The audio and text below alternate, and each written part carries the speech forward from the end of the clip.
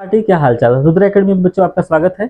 चलिए आज मैं क्लास 10th का math chapter number 5 arithmetics progression पढ़ाने वाला हूं। जैसा कि बच्चों फर्स्ट वाले लेक्चर में मैं पूरा कॉन्सेप्ट में पढ़ाया हूं और इस वाले लेक्चर में मैं एक्सरसाइज कराने वाला हूं बच्चों। ठीक है, तो सबसे पहले एक्सरसाइज स्टार्ट करते हैं 5.1। कौन सा एक्सरसाइज? 5.1 बच्चों। ठीक है, तो इस चैप्टर का जो पहला सवाल है बच्चे, देखिए एक्सरसाइज का वो पहला सवाल ये है। देखिए इसमें बोला क्या है, लिखा है, पहले सवाल एक बार रीड करते हैं। देखिए, the taxi fare after each kilometre when the fair is 15 rupees for the first kilometre and 8 rupees for each additional kilometre. इसका मतलब बच्चे सवाल का मतलब क्या कह रहा है? सवाल ये कह रहा है बच्चे कि देखिए द टैक्सी फेयर, जो टैक्सी का जो किराया है, ठीक है, आफ्टर ईच किलोमीटर, हर एक किलोमीटर के बाद, वो देखिए ये बीच वाला यदि सेंटेंस छोड़ दिया जाए तो आप डायरेक्ट यदि सेंटेंस को पढ़ेंगे, देखिए the taxi fare after each kilometre, हर एक किलोमीटर के बाद जो टैक्सी का किराया है 8 rupees for the each additional kilometre,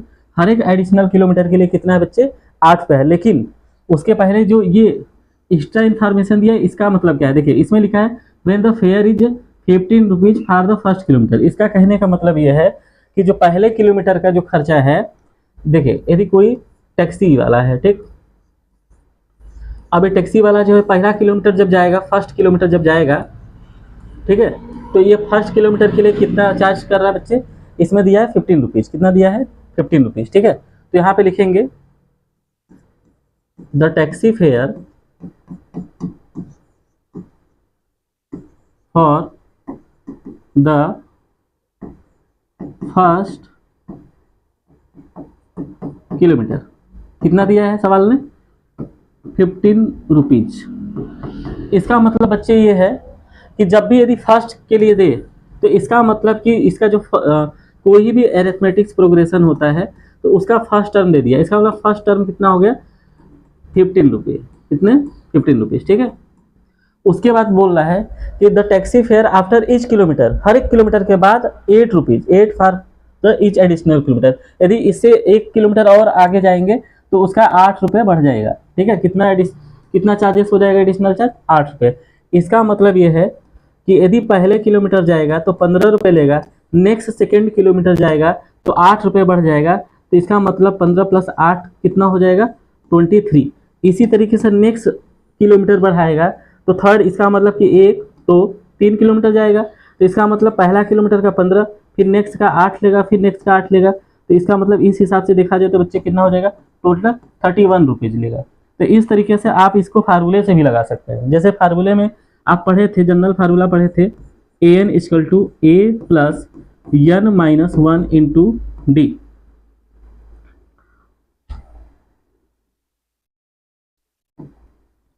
क्या पढ़े थे फार्मूला हम लोग? n - 1 × d। ये बच्चे जनरल फार्मूला है किसी भी nth टर्म के लिए, ये अरिथमेटिक्स प्रोग्रेशन का ये फार्मूला है। ठीक है, तो अब इसमें देखिए रखा जाए, मान लीजिए यदि हमको पहले किलोमीटर के लिए निकालना है, मान लीजिए n बराबर यदि हमें 1 रखना पड़े, ठीक है, तो यहाँ पे यदि पहले किलोमीटर के लिए निकाले तो हमारे पास क्या आने वाला है? देखिए यहाँ पे आएगा a1 = फर्स्ट किलोमीटर के लिए कितना था हमारे पास चार्ज? 15 रुपये, प्लस फिर फर्स्ट के लिए यहाँ n का वैल्यू रखेंगे 1 - 1 × d का वैल्यू, मतलब जितना एडिशनल चार्ज बढ़ रहा है वही डिफरेंस होता है। तो कितना आएगा यहाँ पे? d।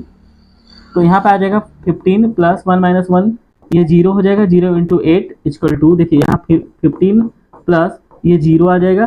तो पहले किलोमीटर का बच्चे चार्ज कितना आया हमारे पास? 15 रुपये आया। ठीक है, ये फार्मूले से आ रहा है। नेक्स्ट वाला देखिए, यदि मेरे को नेक्स्ट किलोमीटर के लिए निकालना है, मतलब हमें a2 निकालना है। अब a2 निकालना है तो a2 के लिए हम क्या करेंगे? यहाँ रखेंगे a + 2 - 1 × d। इसका मतलब सारे वैल्यू पुट किए जाए तो पहला किलोमीटर का किराया कितना था? 15 रुपये, यहाँ 15 रखेंगे, प्लस 2 - 1 कितना आ जाएगा? 1, और d का वैल्यू कितना है हमारे पास? हर एक ईच एडिशनल किलोमीटर के लिए कितना चार्जेस बढ़ा रहा था यहाँ पे? 8 रुपये। तो यहाँ पे 8 रख लिए, तो यहाँ पे कितना है? 15 + 23। तो नेक्स्ट सेकेंड किलोमीटर के लिए कितना खर्चा आएगा? 23 रुपये। ठीक है, इसी तरीके से हम निकालते जाएंगे और 8 ऐड करते जाएंगे तो हमारा नेक्स्ट वाला टर्म आता जाएगा। इसका मतलब 31 आएगा, फिर इसी तरीके से a4 जो आएगा 39 आ जाएगा। इस तरीके से देखा जाए तो हर एक किलोमीटर के लिए जो हमने निकाला है a1, a2, a3, a4 dot dot dot इस तरीके से निकाला जाए तो एक हमें अरिथमेटिकल प्रोग्रेशन फाइंड होगा। जो यहाँ पे देखिए जिसका जो वैल्यू हमारे पास आया है, पहला आया है 15, फिर 23, फिर 31, फिर 39 एंड सो ऑन, इस तरीके से आएंगे। तो ये पहला सवाल हुआ। ठीक है बच्चे, चलिए नेक्स्ट सवाल की तरफ चलते हैं।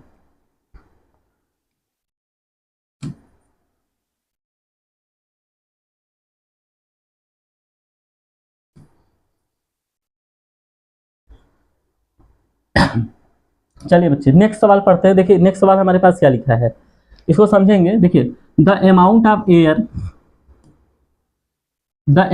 एयर प्रेजेंट इन सिलेंडर, कह रहा है कि जो अमाउंट प्रेजेंट है हवा का किसी सिलेंडर में। ठीक है, तो चलिए लेट करते हैं।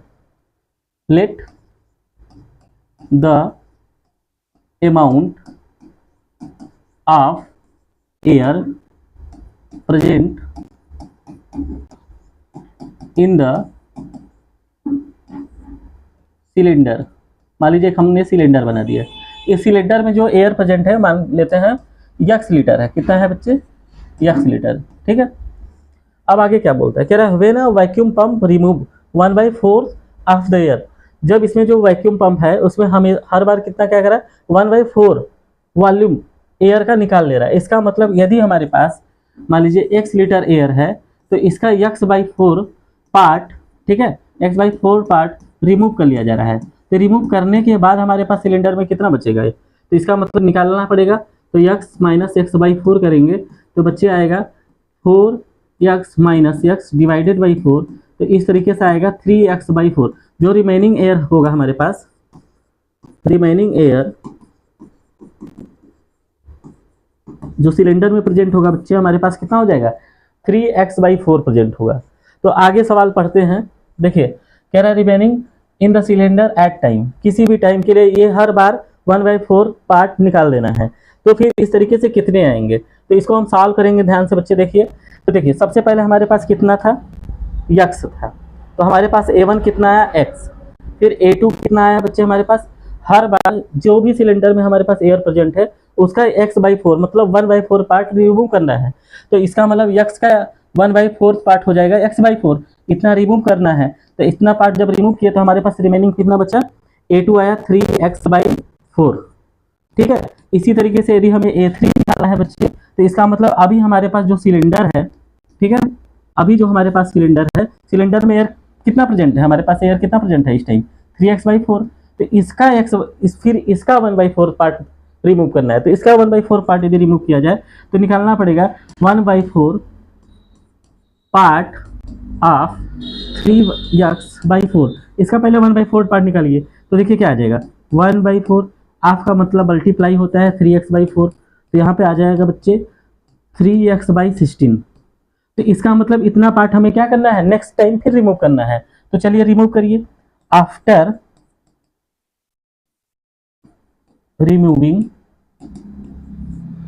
एयर रिमूव करने के बाद देखिए कितना है हमारे पास, एयर तो इतना है 3x/4, इसमें से कितना रिमूव करना है, 3x/16 रिमूव करना है। ठीक है, तो यदि इसका एलसीएम लिया जाए बच्चे, साइड में कर लेते हैं, यदि इनका एलसीएम लिया जाए तो बच्चे 16 आएगा, फिर यहाँ पे आएगा 12 हो जाएगा और यहाँ पे 3x हो जाएगा। तो यहाँ पे आएगा बच्चे 9x/16।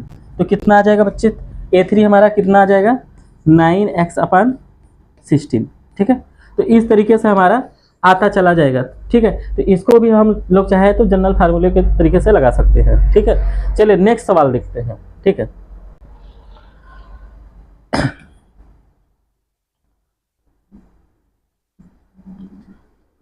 चलिए नेक्स्ट सवाल देखिए।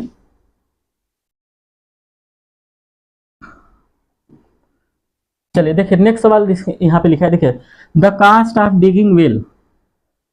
कास्ट का मतलब जो होता है खर्चा, जो कास्ट है, डिगिंग मतलब खोदने का, ए वेल मतलब एक कुआं खोदने का जो खर्चा है, after every metre of digging, हर मीटर खोदने के बाद ठीक है। अब एडिशनल देखिए यहाँ जो कामा लिखा है और ये कामा से कामा के बीच में जो एडिशनल चीज दिया उसको बारे में समझते हैं। When it cost 150 rupees for the first metre, इसका मतलब है कि एक यदि हमें कुआं खोदना है, मान लीजिए, ठीक है, अब एक हमें कुआं खोदना है, तो अब कुआं ऊपर से खोदने चालू करेंगे, तो जब इसकी खुदाई चालू होगी, डिगिंग करेंगे हम, तो जो पहला मीटर यदि जो 1 मीटर यदि हम खोदेंगे तो इसका जो खर्चा है वो कितना है बच्चे, इसमें है 150 रुपीज़। कितना है, 150 रुपीज़ फर्स्ट मीटर के लिए। इसका मतलब हमारे पास A1 आ गया। अब वो बोला जो कास्ट ऑफ डिगिंग है every after every digging of 1 metre, मतलब पहला मीटर खोदने के बाद उसके बाद का जो खर्चा है, देखिए वो राइजेस 50 रुपीज़, 50 रुपये बढ़ जाता है सब्सिक्वेंट मीटर, मतलब उसके बाद। तो इसका मतलब है कि यदि देखिए 1 मीटर खोदेंगे, पहला वाला 1 मीटर खोद देंगे तो 150 रुपये, नेक्स्ट वाला 1 मीटर यदि खोदना है तो इसमें 50 रुपये ऐड हो जाएंगे, तो इसका मतलब इसका खर्चा कितना आ जाएगा, 200 रुपये। इसी तरीके से नेक्स्ट वाला खोदेंगे तो फिर इसमें 50 रुपये ऐड हो जाएगा, तो कितना आ जाएगा, 250 रुपये। इसी तरीके से नेक्स्ट वाला करेंगे तो आ जाएगा कितना, 300 रुपये।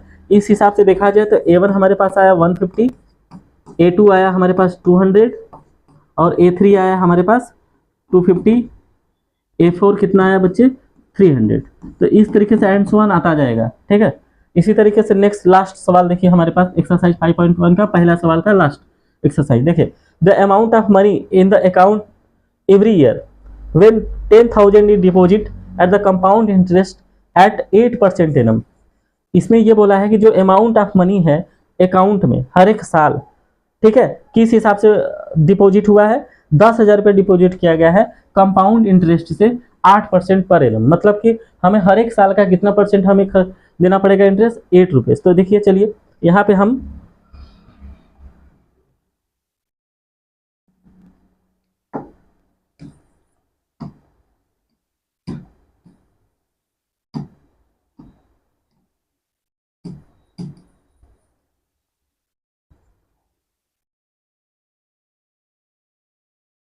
क्लास 8 में बच्चे एक फार्मूला होता है, एक अमाउंट का फार्मूला होता है।